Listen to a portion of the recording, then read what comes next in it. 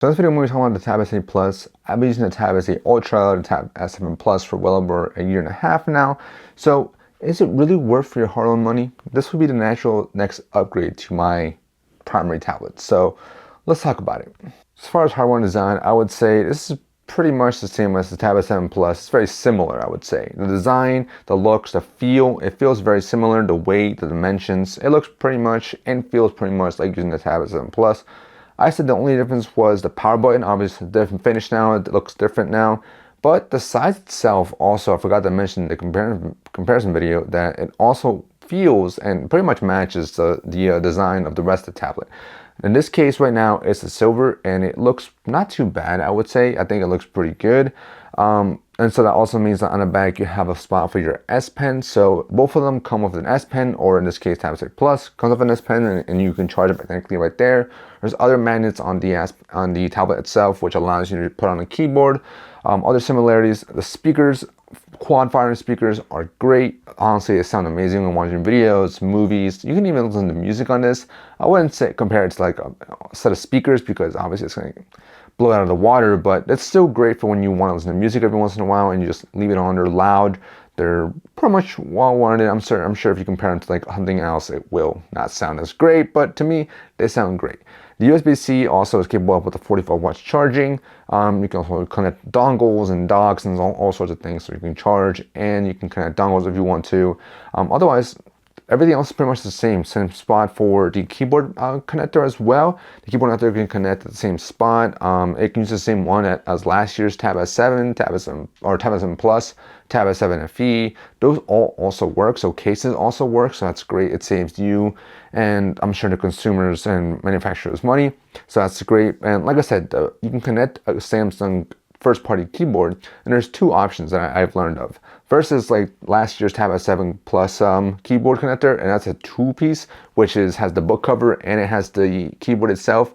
Both keyboards are exactly the same. The only difference would be that obviously the keyboard book cover comes with a trackpad, so it's like almost like a Surface or a laptop looking like keyboard, which makes it look like a Surface in my opinion. You also have the slim keyboard, which I find better on the Tab S7 or Tab S8 Plus, only because I see the Tab S8 Plus as a tablet first versus a actual laptop. So for me, the slim keyboard is a one piece. That one has the same keyboard, but mine's the trackpad, and it only can angle at one spot. So that also depends on whether or not you want to use that flexible dual single piece back cover, which allows you to set it up at any piece, versus the Samsung slim keyboard that only allows you to just place it one spot and that's it, and you're set and done. Personally, like I said, I've grown used to it and I really like the slim keyboard, although both of them are way overpriced. You can buy the slim one for like 120 bucks. That's still a lot of money. And then the regular keyboard one, like 220, almost 100 bucks more for the extra trackpad and the ability to disconnect it. Is it worth the extra 100 bucks? No, but like both of them are still overpriced in my opinion. But they provide some great functionality, from docking it to an actual keyboard, the magnetic. It's so easy and nice and seamless that it's hard to argue it, but it's still overpriced. Samsung, please just lower the price because you're charging way too much for that. But they're still very nice, and both of them will work. So whichever one you want to use, go ahead and give it a shot and use it. As far as the display, it's a 12.4 inch up to 1440p 120 hertz AMOLED display. This display, in my opinion, phenomenal. It's the perfect tablet display. I think anything smaller would be a little weird for me.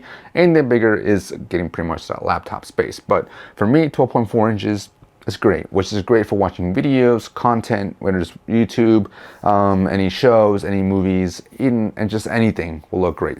Just scrolling around is very smooth as well, along with the performance, and just the screen itself, 120 hertz, is just phenomenal. So for me, I've got no issue with this. I think it's just a great display and all. It's just perfect. It's vibrant. It's pretty bright enough. I wouldn't say it's probably the brightest to take outside, but it still gets pretty bright outside as well. And for the most part, like I said, I'm not unsatisfied with the tablet size here or this display size here. I think it's the perfect display size and perfect display overall. It's just a really good display in my opinion. And everyday usage, as I already mentioned, I do use it just mostly just for multimedia use, so shows, movies, whatever. I definitely use it for that. And a Snapdragon 8 Gen 1 plus 8 gigabytes of RAM do a fantastic job. It is a base model, so it only has 120 gigabyte storage, so you can expand it if you want. If you want to add more storage, you can do so. But I find that the dual RAM and the chipset, dude, at this point, chips are getting so good that it's hard to say, yeah, it's bad, or hey, just be careful, be occasional hiccups. But, and there will be occasional hiccups, I won't lie about that, but you still get a great performing tablet. Everything overall is great, and for multimedia use, very light to somewhat heavy usage, I would say it's pretty good. Anything above that, you know, it's gonna be hard to say because I don't always do that. I mainly use this as my tablet. As far as biometrics, you have facial recognition and you have the fingerprint sensor. I would say both of them are good, but they're not great. So sometimes you'll get like occasional errors when using the fingerprint sensor, or occasional errors, or won't see your face properly when using facial recognition. But the great thing is that if you have both set up, one will take over the other. So if one fails, the other one should have you covered. It's occasionally you'll have both of them fail, which is really annoying, but again, both of them are pretty fast, both of them are reliable, so I would say for the most part, they're pretty good. So biometrics, I have no concern or issue with. And as a laptop, I really don't see this as a laptop. So there's a couple issues with it. One of them is the optimization. There's some Android apps that aren't fully optimized for this type of display or this type of Android tablet in general, and the size. So for me, it's up to personal opinion, but for me, I feel more comfortable using a 14-inch screen as my tablet. The 12.4-inch is big enough. It's definitely big, and you can multitask if you want. But for me, the screen size just was meant to be taken advantage of, the big screen, watch videos in full screen, watch movies, watch shows, do whatever you want on the big screen. That's for me the 12.4-inch display, which is why this tablet is so good at being a tablet. As a laptop, again, you can do it. You can go into Samsung DeX. It gives you that Chrome-like experience. You can multi-window, which is also great. Again, Samsung will take it into their own hands and allow you to multi-window other apps. So apps that aren't optimized or aren't made by the developer to work in this mode, Samsung takes it in and does that. But it's great. It's nice if you want to. It almost gives you that Surface-sized tablet. So for me, a Surface tablet wouldn't, or a Surface laptop wouldn't work. So that's why this for me does not work. I require certain things, and like some apps, for example, I would say I would need Premiere Pro. It does have a Premiere Rush edition app, so that the mobile Premiere Pro, and it's only available on the Tab S8 Plus, not on the Tab S7 Plus or Tab S22 Ultra, which is weird. I think one might be too small, and the Tab S7 Plus might be too weak, but I don't know, I don't think it is. You could definitely run off the mobile version, but if you need those like Windows apps and programs, then you're definitely gonna need an actual laptop. But if you can make do with Chrome stuff, or not even Chrome, I would just say web browsing stuff and regular mobile apps, then you're good to go. This will probably be a decent laptop replacement, and you could probably get by with replacing it, and you would definitely need, I would recommend like a Samsung keyboard, just because they're so well optimized. You can easily connect a keyboard to it, so via USB-C or via Bluetooth, and use this as a monitor and a mouse, and boom, you're set to go, and probably save some money on that side too. But again, it's all personal preference. For me, like I said, I just can't use this as a laptop. I see it as a tablet first. It's always going to be a tablet, so that's how I will use it, as a tablet first. So for me, that's what it is, a tablet, a great tablet. And you can also multitask on here if you want. So whether you use the DeX version if you want, so you can go into DeX and go into multi-window, or straight on the tablet software. So on One UI software, it's well optimized. This whole software, in my opinion, I think is pretty well optimized.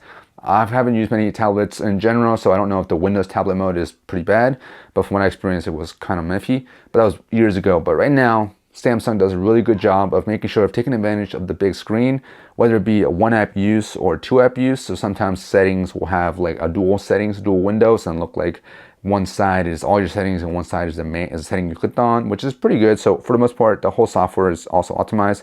Again, multitasking, you can do that. You can do 3 apps at a time. You can save those if you want. You can drop windows if you want.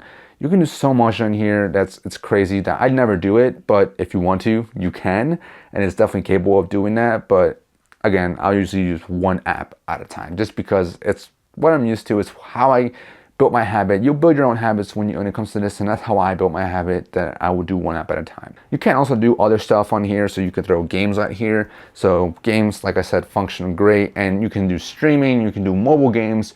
Some, like I said, some mobile games or some games or apps in general are not optimized, so they just look oversized, which to some will be great. Some apps run great on here, some games run great.